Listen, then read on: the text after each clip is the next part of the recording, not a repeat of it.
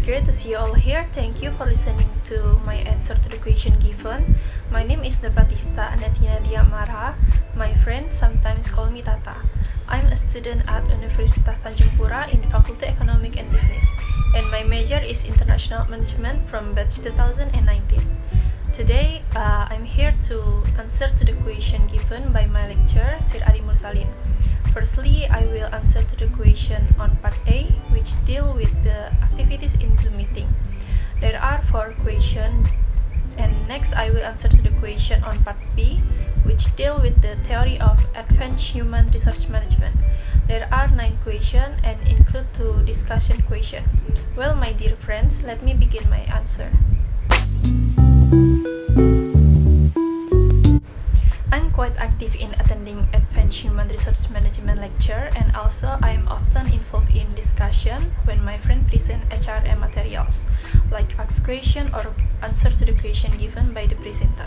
There are 16 chapters that have been present in one semester. First is chapter 22 about organization design, present by Kevin, and then chapter 23 about job design and role development, present by Bagas, and then chapter 24 about organizational development, change and transformation, present by Wahyu, and then chapter 25 about human resource planning, present by Tivini, and then chapter 26 about talent management, present by Andrian, and then chapter 27 about recruitment and selection, present by Nita, and then chapter 28 about selection interviewing, present by Revilia, and then chapter 29 about selection test, present by Tasya, and then chapter 30 about introduction to the organization, present by Irfani, and then chapter 31 about release from organization, present by me, Pratista, and then chapter 32 about the basis of performance management, present by Willa, and then chapter 33 about the process of performance management, present by Arsa, and then chapter 34 about 360-degree feedback, present by Putri, and then chapter 35 about strategic human resource development, present by Elisa, and then chapter 36 about organizational learning and the learning organization, present by Dewi, and then chapter 37 about how people learn, present by Adelia. The material was obtained at the first meeting of the Advanced Human Resource Management class by drawing a number chosen by each student. From watching a presentation that my friend gave, I got a lot of new knowledge about various things about human resource management, and the material given is very relevant to our daily life and can be implemented in one day if I become an HR. The book used in Advanced Human Resource Management lecture is a book entitled A Handbook of Human Resource Management Practice by Michael Armstrong. This manual was provided by Sir Adi in PDF format.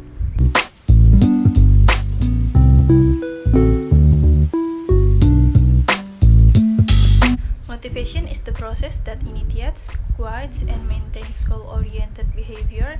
It is what causes you to act, whether it is getting a glass of water to reduce stress or reading a book to gain knowledge. That is the definition of motivation according to me.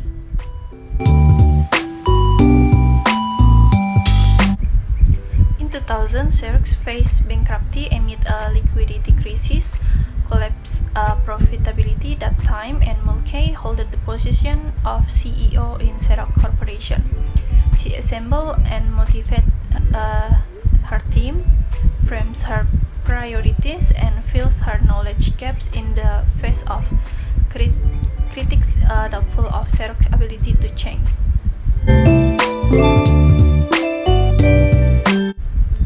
A CEO with large number of employees can use technology to communicate their priorities, conference calls, and virtual meetings, which can be attended from anywhere in the world.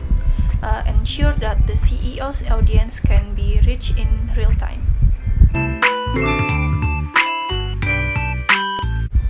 She could have encouraged the employees to take calculated risks by first letting the employees know the importance of risk taking, while also letting them know that not all risk is bad. Burns could remind them that they decide to take a risk when they choose to stick with the company despite prior crisis. Just let them know it is okay to take risks without fearing negative consequence if a mistake made.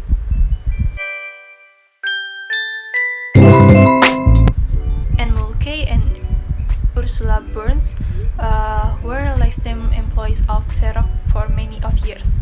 Both of these women motivate their firm by letting the employees know that their intention priors were. They want to encourage people to get things done, take risks, and don't be afraid to those risks. They want the employees to feel important and a part of the process necessary to maintain a successful and profitable business. However, throughout the years, these women learn how to motivate the employees to make the company successful.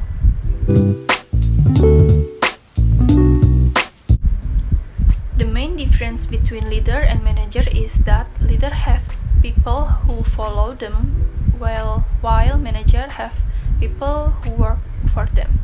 Successful business owners need to be strong leaders and managers to get their team together to follow them toward their vision of success.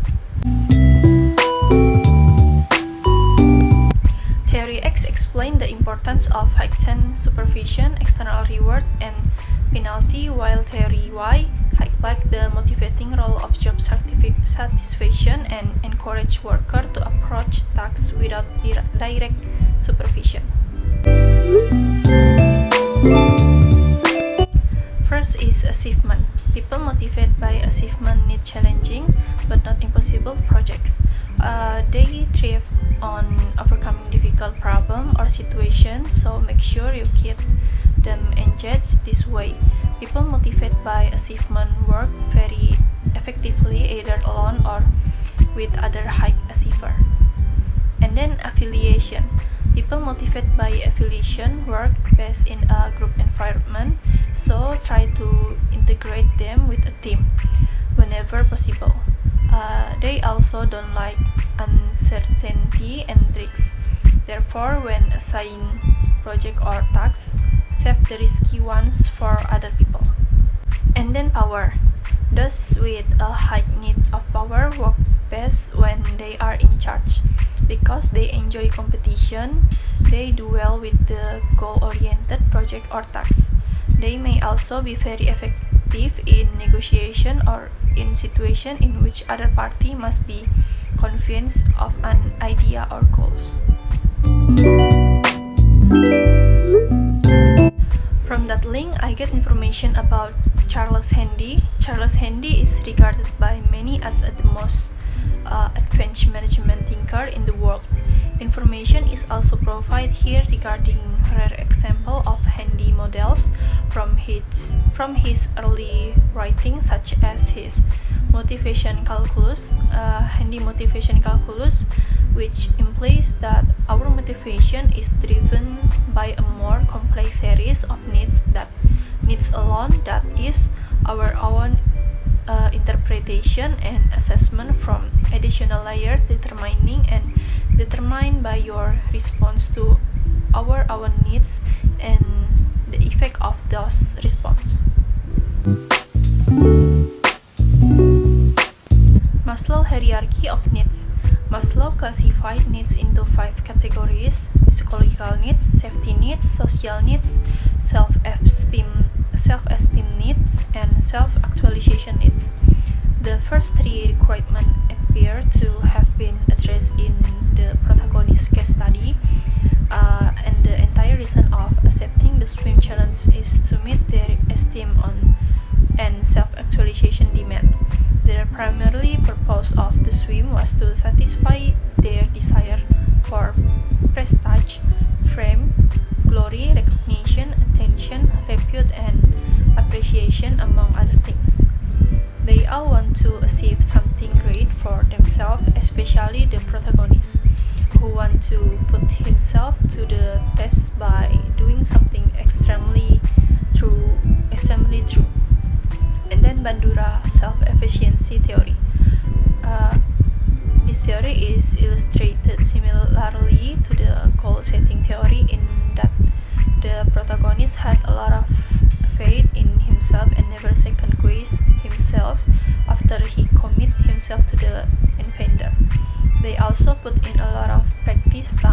before to get ready for the challenge.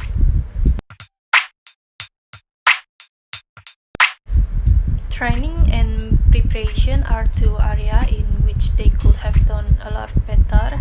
They spent far less time preparing and training that was required.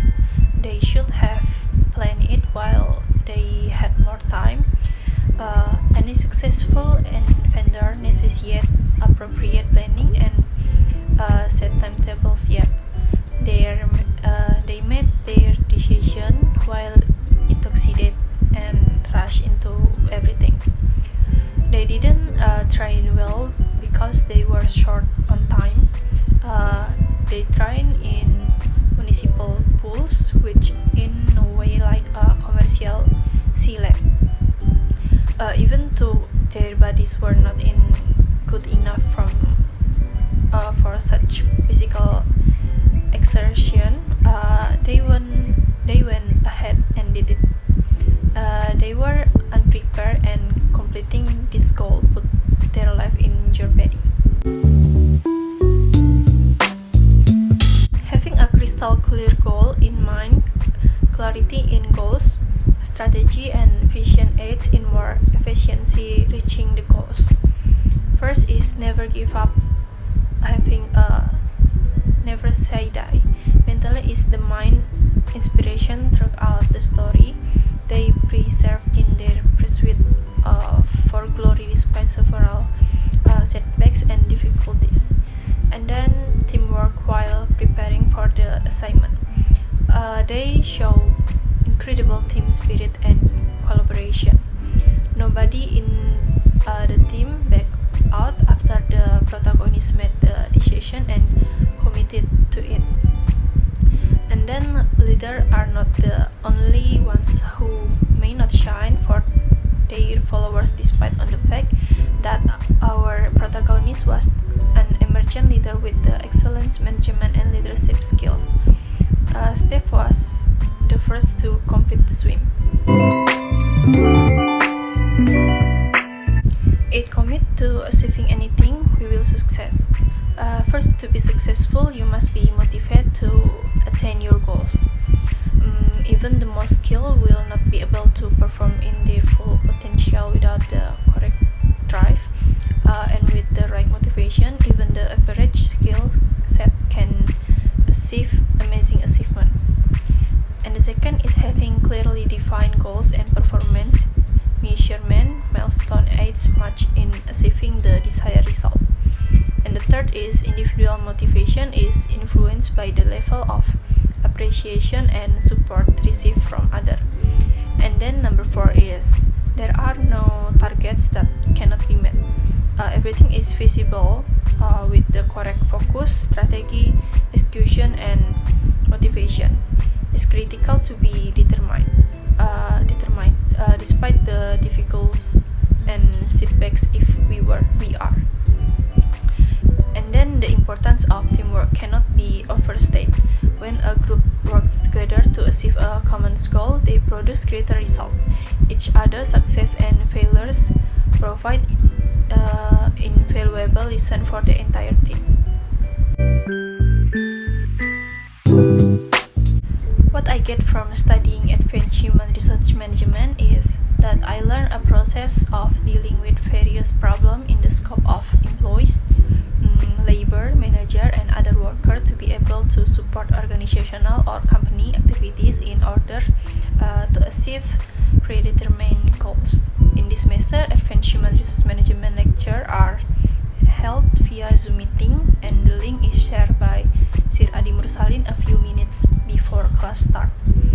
By studying advanced human resource management, I think this will contribute to my success in life in the future, because by studying this course, I understand how to become a good HR in a company. But if I'm in the future, I become an HR. The topic I have present is chapter 31, release from organization. How important this topic? This chapter is very important to understand because one of the most demanding areas of human resource